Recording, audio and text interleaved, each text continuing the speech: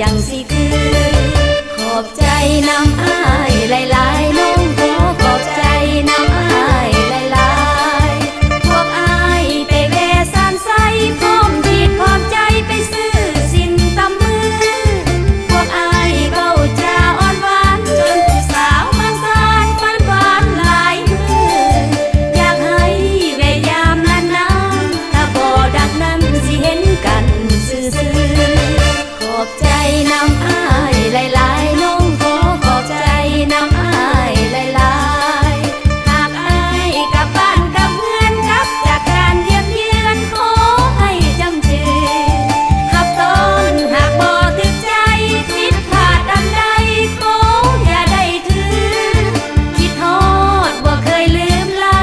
นี่คือน้ำใจสาวอัตตปือ